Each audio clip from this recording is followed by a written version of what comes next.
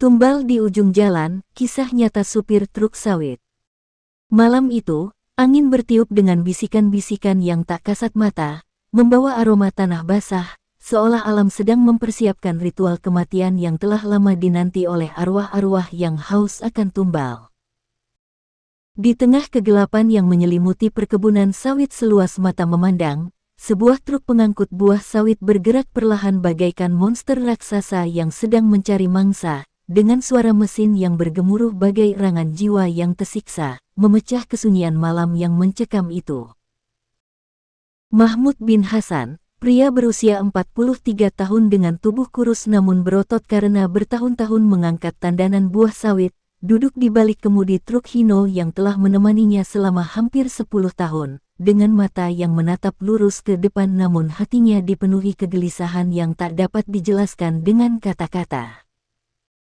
Wajahnya yang terbakar matahari dan beralur dalam seperti kulit kayu yang tua, menampakkan ekspresi kekhawatiran yang mendalam, seolah ada firasat buruk yang terus-menerus berbisik di telinganya seperti mantra-mantra gelap yang dibaca oleh dukun di tengah malam.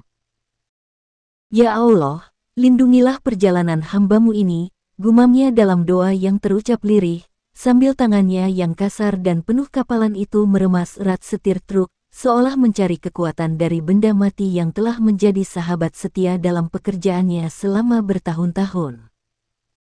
Kisah ini bermula 3 bulan sebelumnya, ketika Mahmud pertama kali mendengar cerita tentang Pak Hendrik Wijaya, majikannya yang merupakan seorang pengusaha perkebunan sawit yang kaya raya namun dikenal kejam dan tidak mengenal belas kasihan terhadap pekerjanya.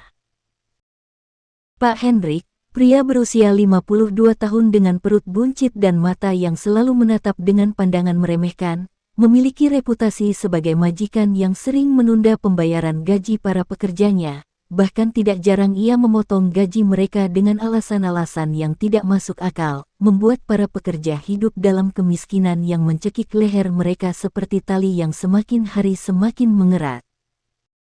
Pak Mahmud, dengar-dengar Pak Hendrik lagi cari dukun untuk ritual aneh-aneh, bisik Sugeng, teman sekerja Mahmud yang bertugas sebagai buruh pemuat buah sawit, dengan suara yang hampir tidak terdengar karena takut didengar oleh mata-mata majikan yang selalu berkeliaran di area perkebunan seperti hantu-hantu yang mencari korban. Sugeng adalah pria paruh baya dengan tubuh yang sudah mulai bungkuk karena bertahun-tahun mengangkat beban berat, namun matanya masih tajam dan penuh dengan kebijaksanaan yang didapat dari pengalaman hidup yang pahit. Wajahnya yang keriput dan berjerawat karena terlalu lama terpapar sinar matahari, menampakkan ekspresi was-was yang dalam, seolah ada rahasia gelap yang ingin diungkapkannya namun takut akan akibatnya. "Ritual apa maksudmu, geng?" tanya Mahmud dengan suara yang penuh rasa ingin tahu sekaligus kekhawatiran, sambil matanya melirik ke sekeliling untuk memastikan tidak ada yang mendengar percakapan mereka.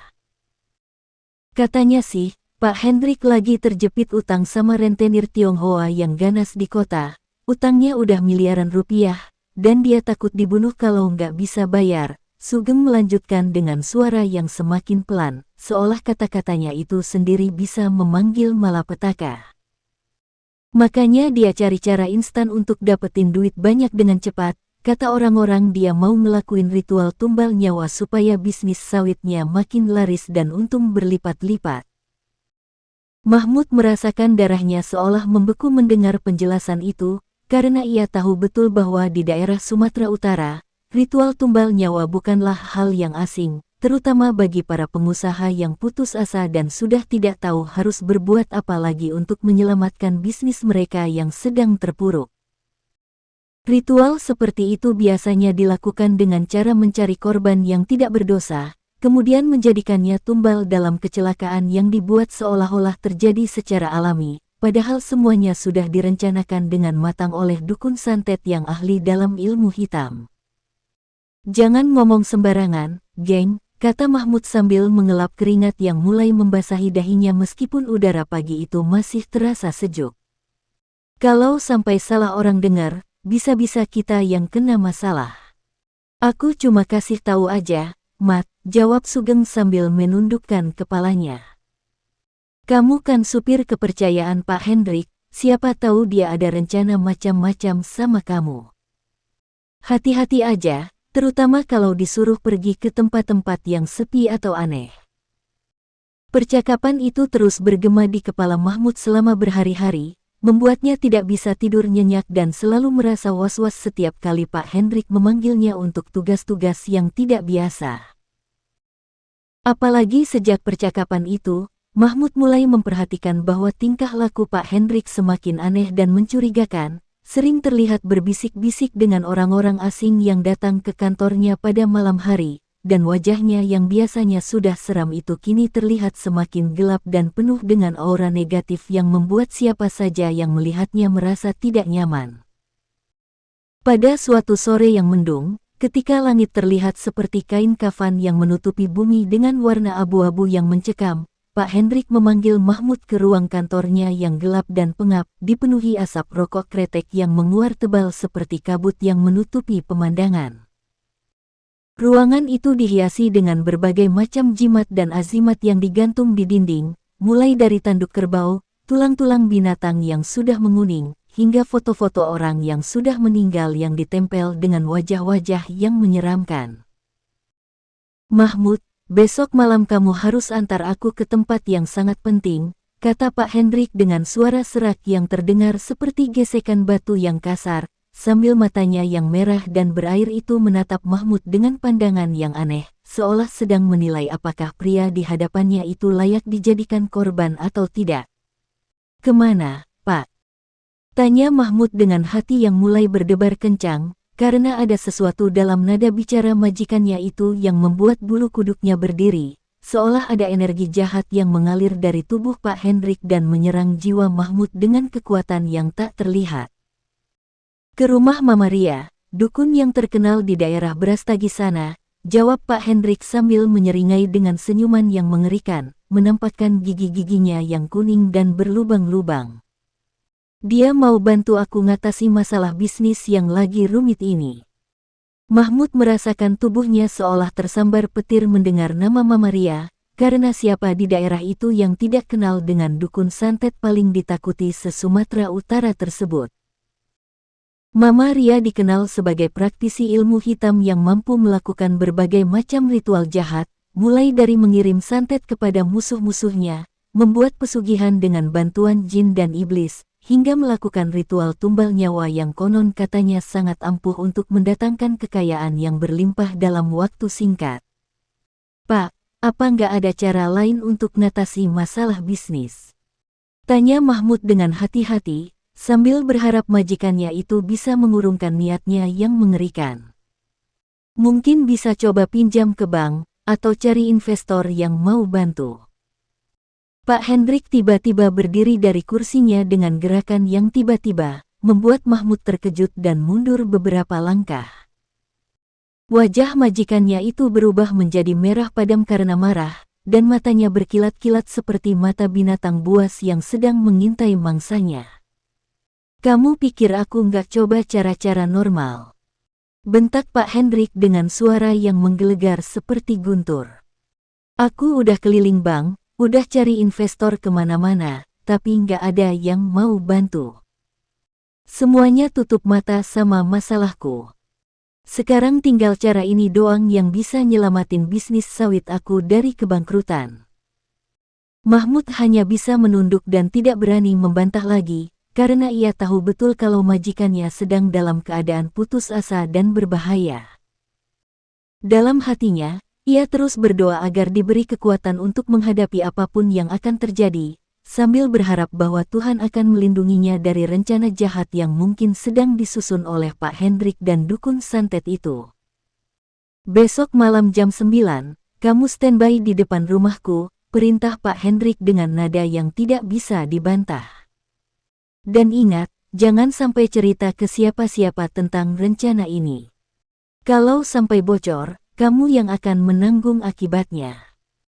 Ancaman itu diucapkan dengan nada yang begitu dingin dan mengerikan, seolah-olah Pak Hendrik sudah tidak lagi memiliki hati nurani dan jiwa manusia normal, melainkan sudah berubah menjadi monster yang haus akan darah dan nyawa orang lain demi kepentingannya sendiri. Keesokan malamnya, Mahmud sudah standby di depan rumah mewah Pak Hendrik yang terletak di daerah elit kota Medan, dengan truk Hino-nya yang sudah dirawat dan diperiksa mesinnya dengan teliti. Malam itu angin bertiup kencang dan langit terlihat gelap gulita tanpa bintang, seolah alam semesta sedang berduka dan menangis untuk apa yang akan terjadi. Udara terasa mencekam dan penuh dengan aura negatif yang membuat Mahmud merasa seperti sedang berada di dalam kuburan yang luas dan sepi. Rumah Pak Hendrik yang megah dengan gaya arsitektur kolonial Belanda itu tampak gelap dan menyeramkan. Hanya beberapa lampu yang menyala redup di dalam rumah, memberikan kesan seperti rumah hantu yang dihuni oleh arwah-arwah jahat. Taman yang luas di depan rumah terlihat tidak terawat, dengan rumput-rumput liar yang tumbuh tinggi dan pohon-pohon besar yang rindang namun terlihat menyeramkan karena bayangan-bayangannya yang bergoyang-goyang diterpa angin seperti tangan-tangan raksasa yang sedang meraih-raih sesuatu di udara. Tepat pukul 9 malam, Pak Hendrik keluar dari rumahnya dengan mengenakan pakaian serba hitam, mulai dari kemeja hitam, celana hitam, hingga sepatu hitam yang mengkilap.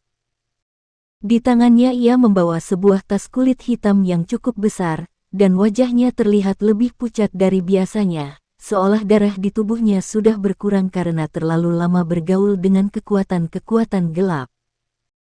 Jalan ke Brastagi, lewat jalan yang sepi, perintah Pak Hendrik sambil naik ke kursi penumpang di sebelah Mahmud, dengan nada suara yang terdengar aneh dan berbeda dari biasanya, seolah ada sesuatu yang menguasai tubuhnya dan berbicara melalui mulutnya. Mahmud mengangguk dan mulai menjalankan truk, sambil dalam hatinya terus membaca doa-doa perlindungan yang diajarkan oleh neneknya dulu ketika ia masih kecil. Ia mengingat nasihat sang nenek yang selalu mengatakan bahwa ketika menghadapi kekuatan jahat, satu-satunya senjata yang ampuh adalah doa dan tawakal kepada Allah yang Maha Kuasa. Perjalanan menuju Brastagi memakan waktu sekitar 2 jam, melewati jalan-jalan yang berkelok-kelok naik turun pegunungan, dengan pemandangan kebun sawit yang gelap dan menyeramkan di kiri kanan jalan. Sepanjang perjalanan, Pak Hendrik hampir tidak berbicara sama sekali, hanya sesekali bergumam dengan kata-kata yang tidak jelas, seolah sedang membaca mantra atau doa dalam bahasa yang tidak dimengerti oleh Mahmud. "Pak, kita mau ketemu Mama Ria ini buat apa sebenarnya?" tanya Mahmud dengan hati-hati, sambil tetap fokus pada jalan yang berkelok-kelok dan berbahaya, terutama di malam hari yang gelap seperti ini. "Kamu nggak usah tahu," jawab Pak Hendrik dengan nada yang dingin dan menyeramkan. "Yang penting kamu ikut apa yang aku minta, dan jangan tanya macam-macam. Setelah ini, hidup kita akan berubah total." Ada sesuatu dalam cara Pak Hendrik mengucapkan kata, hidup kita, yang membuat Mahmud merasa sangat tidak nyaman, seolah majikannya itu tidak sedang berbicara tentang kehidupan mereka berdua, melainkan tentang sesuatu yang jauh lebih mengerikan dan berbahaya.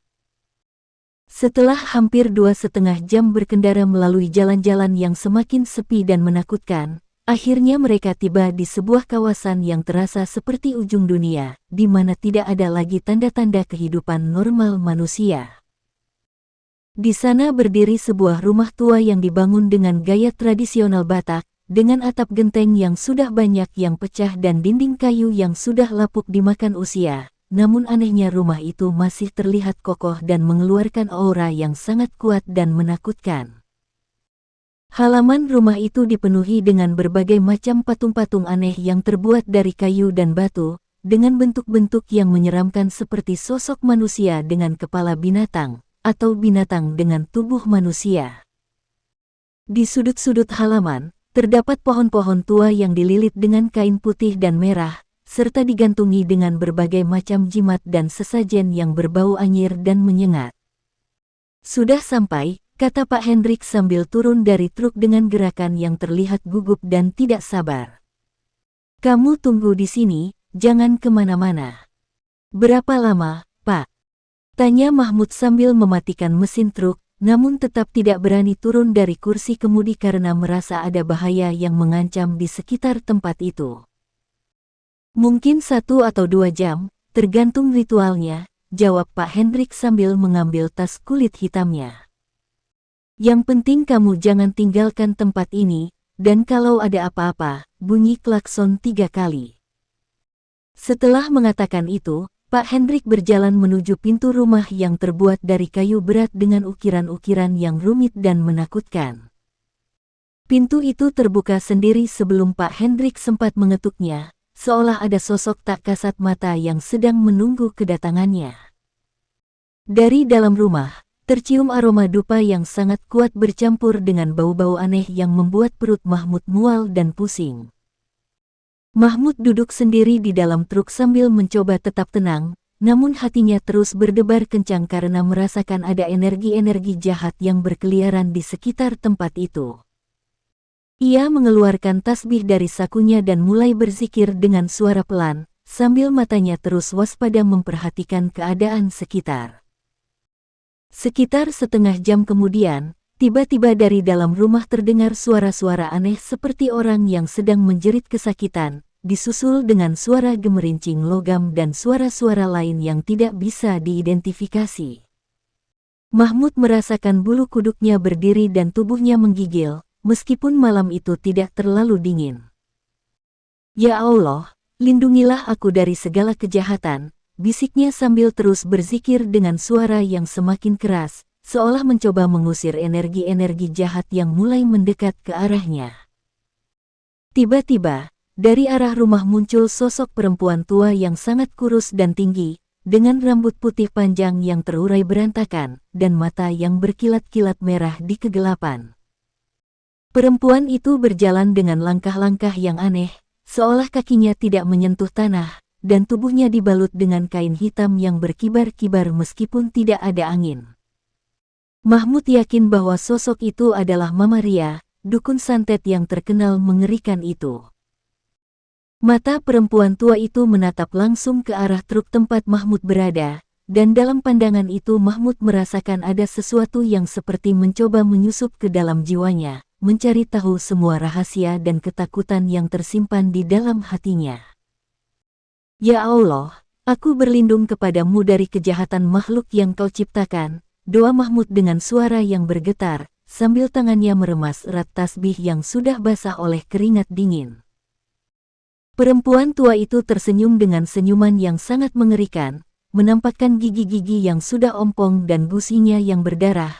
Kemudian ia mengangkat tangannya dan seolah membuat gerakan-gerakan aneh di udara, seperti sedang menggambar sesuatu yang tidak kasat mata. Setelah itu, sosok Mama Ria itu perlahan-lahan mundur dan menghilang kembali ke dalam rumah, meninggalkan Mahmud yang gemetar ketakutan dan bingung dengan apa yang baru saja ia saksikan. Di dalam rumah yang gelap dan mencekam itu, Pak Hendrik duduk di tengah-tengah lingkaran yang dibuat dari garam dan abu, dengan berbagai macam sesajen di sekelilingnya, mulai dari kepala ayam hitam yang masih berdarah, kemenyan yang mengepulkan asap tebal, hingga cermin-cermin kuno yang diyakini sebagai pintu gerbang untuk berkomunikasi dengan arwah-arwah jahat. Mama Ria, dengan wajah yang terlihat lebih mengerikan di bawah cahaya lilin-lilin yang menyala redup, mulai melakukan ritual dengan gerakan-gerakan yang sangat aneh dan menakutkan. Ia menari dengan langkah-langkah yang tidak beraturan sambil mulutnya terus mengucapkan mantra-mantra dalam bahasa yang tidak dimengerti. Kadang-kadang suaranya terdengar seperti suara laki-laki tua, kadang-kadang seperti suara anak kecil yang sedang menangis. Hendrik, Hendrik, panggilnya dengan suara yang bergema dan menggema di seluruh ruangan. Kau sudah datang untuk memenuhi janjimu. Ya, Mama Ria, jawab Pak Hendrik dengan suara yang bergetar ketakutan. Aku sudah bawa tumbal seperti yang diminta. Supir trukku ada di luar, dia orang yang baik dan tidak berdosa, cocok untuk dijadikan tumbal. Mendengar perkataan itu, mata Mama Ria berkilat-kilat dengan cahaya merah yang menyala-nyala, dan senyumnya menjadi semakin lebar dan mengerikan. Bagus. Sangat bagus. Katanya sambil tangannya yang kurus seperti cakar burung itu mengambil sebuah boneka yang terbuat dari jerami dan kain hitam. Dengan tumbal ini, bisnis sawitmu akan mengalir seperti air terjun, uang akan datang tanpa henti, dan musuh-musuhmu akan binasa satu persatu. Pak Hendrik merasakan hatinya berdebar kencang, antara takut dan excited dengan janji-janji yang diberikan oleh dukun santet itu. Ia sudah terlalu jauh terlibat dalam kegelapan ini untuk bisa mundur, dan satu-satunya jalan adalah melanjutkan ritual sampai selesai, meskipun harus mengorbankan nyawa orang yang tidak berdosa.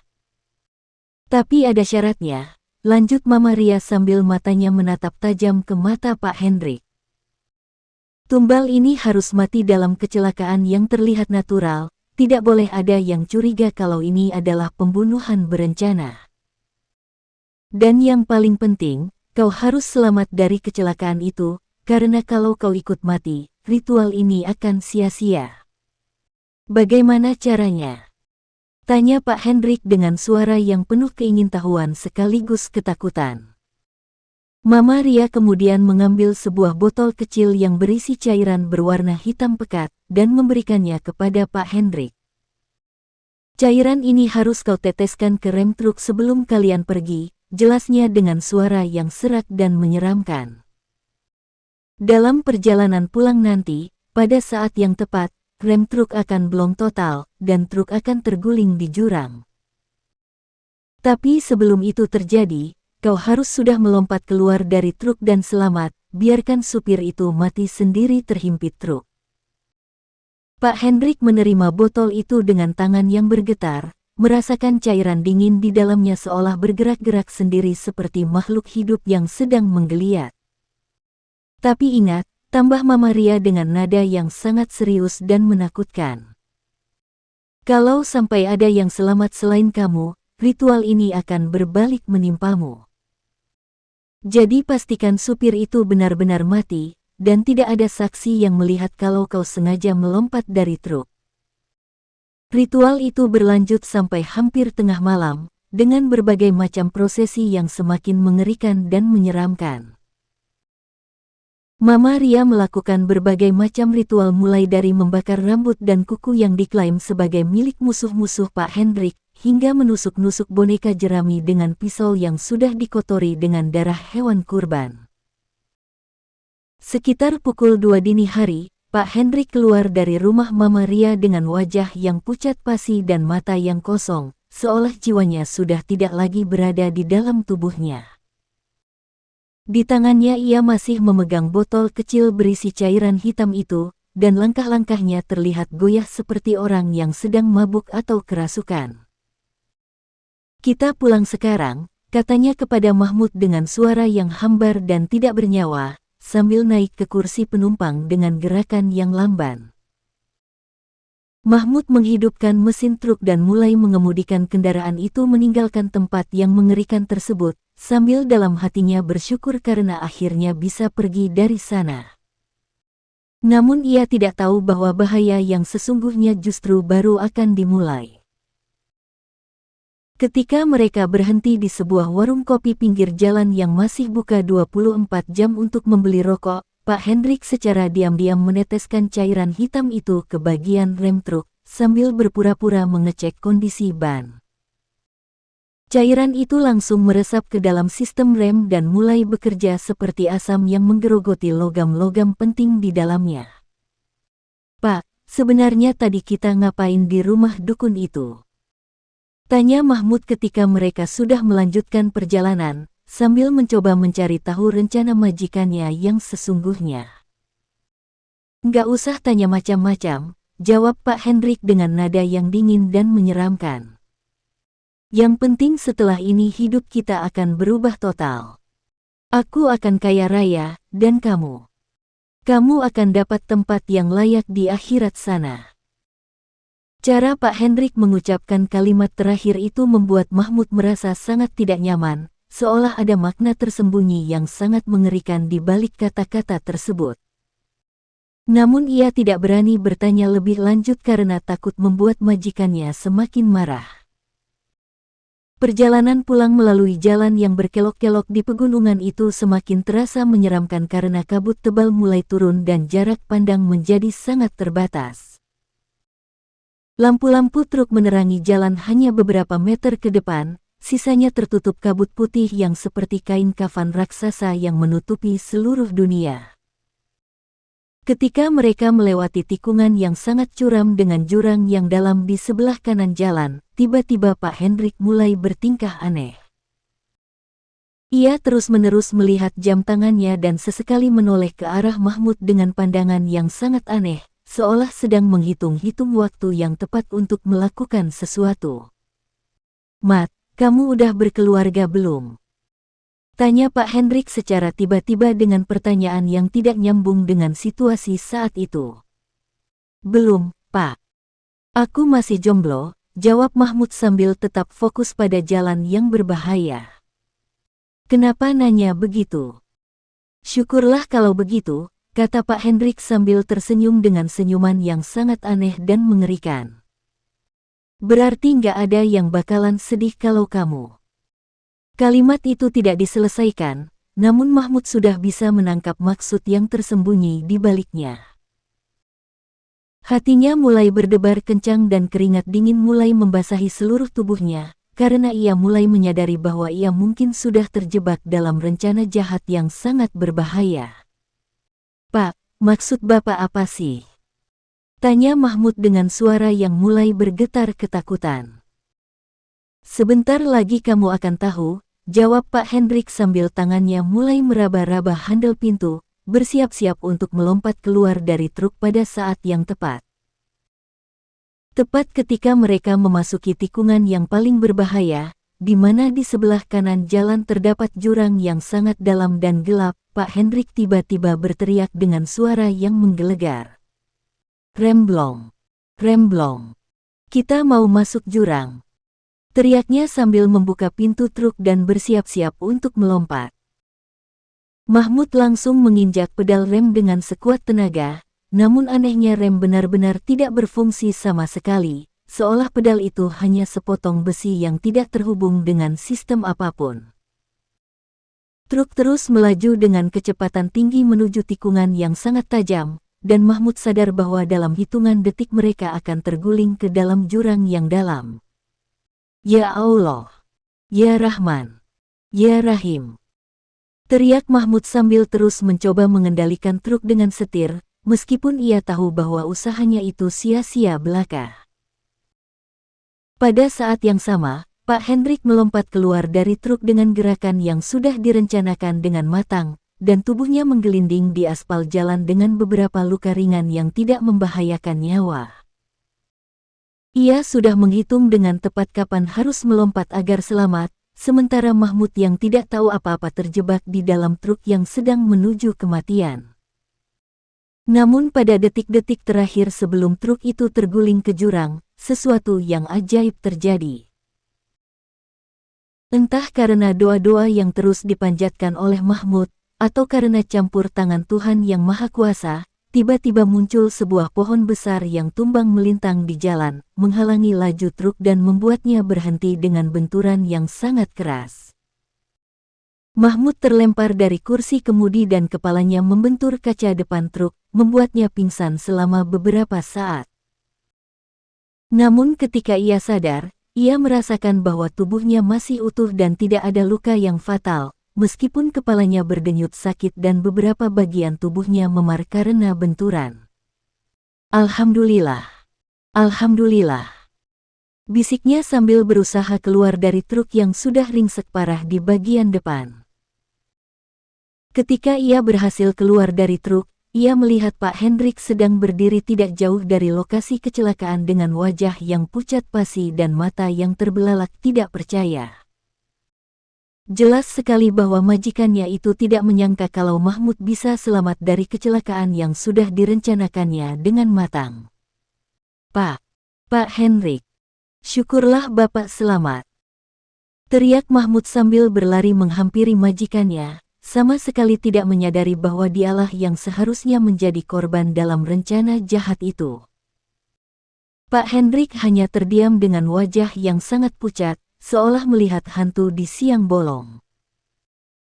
Ia tahu bahwa ritual tumbal yang sudah direncanakan dengan matang itu telah gagal total, dan kegagalan ini akan membawa konsekuensi yang sangat mengerikan bagi dirinya sendiri. 3 hari setelah kejadian kecelakaan itu, Pak Hendrik mulai mengalami hal-hal aneh yang sangat menakutkan. Setiap malam ia mengalami mimpi buruk di mana ia melihat Mama Ria yang muncul dalam wujud yang semakin mengerikan, dengan mata yang berapi-api dan mulut yang terus mengucapkan kutukan-kutukan yang membuat telinganya sakit. "Hendrik, kau sudah mengingkari perjanjian." Suara itu terus bergema di kepalanya, bahkan ketika ia sedang terjaga. "Tumbal yang kau janjikan masih hidup. Sekarang giliranmu yang harus membayar." Pak Hendrik mencoba menghubungi Mama Ria untuk meminta penjelasan, namun ketika ia datang ke rumah dukun itu, ia mendapati bahwa rumah tersebut sudah terbakar habis dan tidak ada tanda-tanda kehidupan di sana.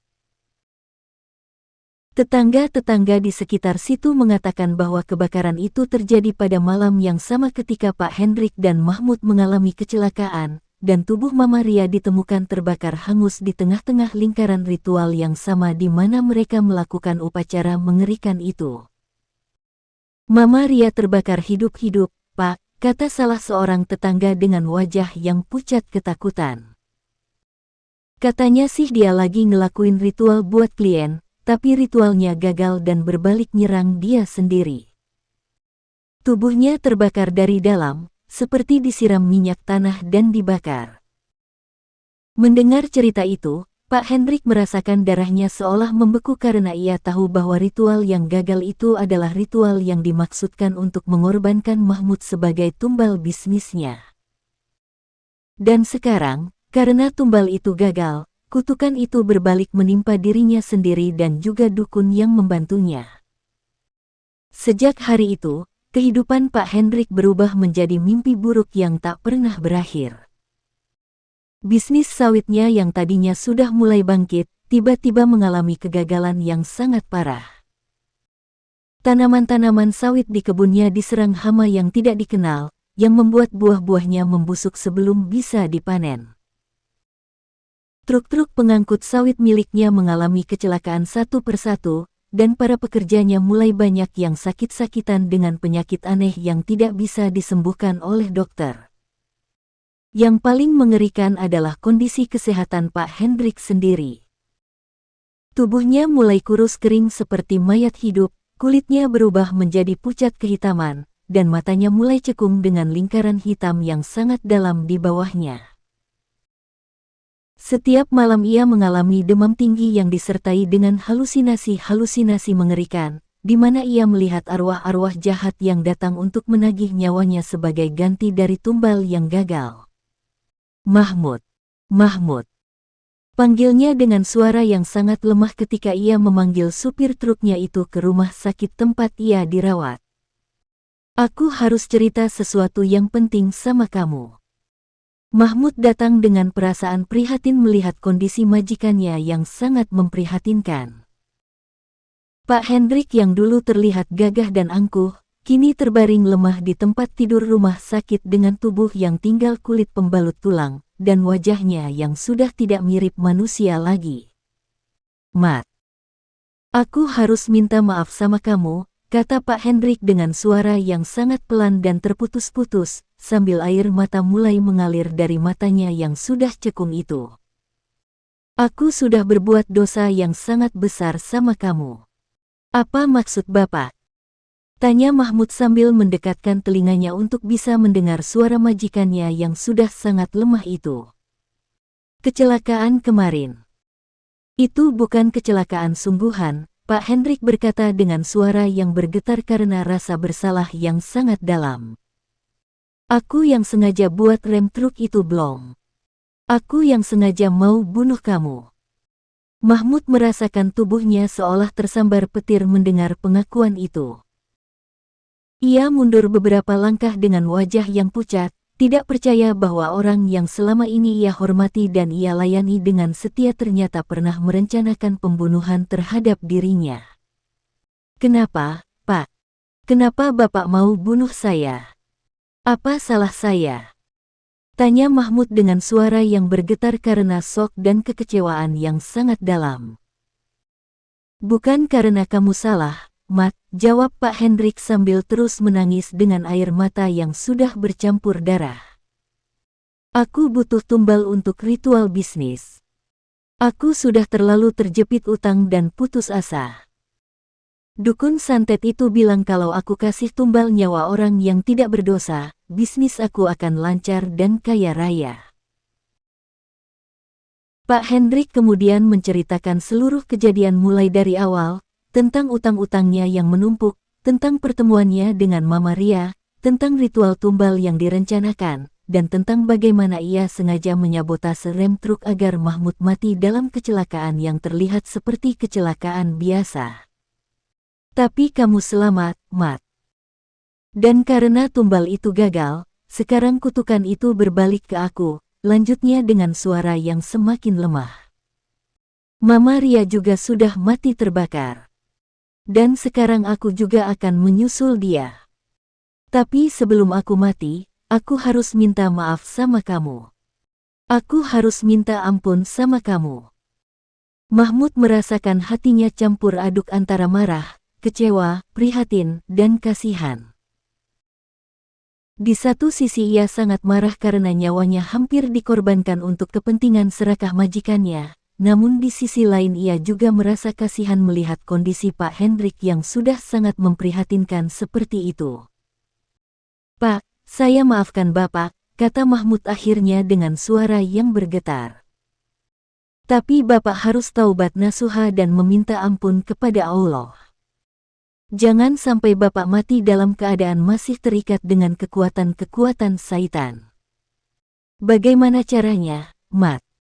Aku sudah terlanjur jauh masuk ke dalam kegelapan ini, kata Pak Hendrik dengan putus asa. Aku sudah terlalu banyak berbuat dosa dan kejahatan. Tidak ada dosa yang tidak bisa diampuni oleh Allah, Pak, asal kita benar-benar taubat dan menyesal, jawab Mahmud sambil mengambil tasbih dari sakunya. Mari kita baca istighfar bersama-sama, dan Bapak harus berjanji tidak akan pernah lagi berurusan dengan dukun-dukun santet atau ilmu-ilmu hitam. Selama beberapa hari ke depan, Mahmud setia menemani Pak Hendrik di rumah sakit, membimbingnya untuk bertaubat dan kembali ke jalan yang benar. Mereka sering membaca Al-Quran bersama-sama, dan Mahmud mengajarkan doa-doa perlindungan dari kekuatan jahat kepada majikannya yang sudah sangat menyesal itu. Perlahan-lahan, kondisi Pak Hendrik mulai membaik sedikit demi sedikit. Wajahnya yang tadinya pucat kehitaman mulai kembali normal, dan matanya yang tadinya kosong mulai menunjukkan cahaya kehidupan lagi. Mimpi-mimpi buruk yang menghantuinya setiap malam juga mulai berkurang, meskipun sesekali masih muncul sebagai pengingat akan dosa-dosa yang pernah ia lakukan. 6 bulan setelah kejadian yang mengerikan itu, kehidupan Pak Hendrik dan Mahmud sudah kembali normal, bahkan menjadi lebih baik dari sebelumnya. Bisnis perkebunan sawit yang tadinya hampir bangkrut, kini mulai berkembang pesat dengan cara-cara yang halal dan berkah, tanpa perlu bantuan dari kekuatan-kekuatan gelap yang mengerikan. Pak Hendrik yang sudah berubah menjadi orang yang saleh dan bijaksana, mulai rajin mengikuti pengajian-pengajian agama dan sering memberikan ceramah kepada para pengusaha lain tentang bahaya ilmu hitam dan pentingnya menjalankan bisnis dengan cara yang halal. Ia juga sering menceritakan pengalamannya sebagai peringatan agar orang lain tidak terjerumus ke dalam jalan yang sama. Dulu aku pikir jalan pintas dengan bantuan dukun santet adalah solusi terbaik untuk masalah bisnis, katanya dalam salah satu ceramah di masjid. Tapi ternyata itu adalah jalan yang menuju kehancuran total. Kalau bukan karena kebaikan hati Mahmud yang mau membimbing aku untuk taubat, mungkin aku sudah mati dalam keadaan kufur dan akan tersiksa di akhirat selamanya. Sementara itu, Mahmud juga mengalami perubahan hidup yang sangat positif. Gajinya dinaikkan secara signifikan, dan ia dipromosikan menjadi kepala bagian transportasi di perusahaan Pak Hendrik. Ia juga akhirnya menikah dengan seorang gadis baik-baik dari kampung halamannya, dan mereka hidup bahagia dengan dikaruniai 2 orang anak yang sehat dan pintar. Alhamdulillah, Allah sudah memberikan jalan keluar yang terbaik untuk semua cobaan yang kami hadapi, kata Mahmud kepada istrinya pada suatu malam ketika mereka sedang menidurkan anak-anak mereka. Kalau dulu aku sempat terjerumus ikut-ikutan majikanku yang sesat, mungkin nasib aku juga akan sama buruknya. Yang penting kita selalu istiqomah dalam kebaikan, Mas, jawab istrinya sambil tersenyum. Dan selalu ingat bahwa Allah itu Maha Pengampun kepada siapa saja yang benar-benar taubat, meskipun dosanya sebesar gunung sekalipun. Semoga kisah ini bisa menjadi pelajaran berharga bagi kita semua, untuk selalu berpegang teguh pada nilai-nilai kebaikan dan tidak pernah terjerumus ke dalam godaan-godaan duniawi yang bisa menjerumuskan kita ke dalam kegelapan yang abadi. Wallahu a'lam bishawab.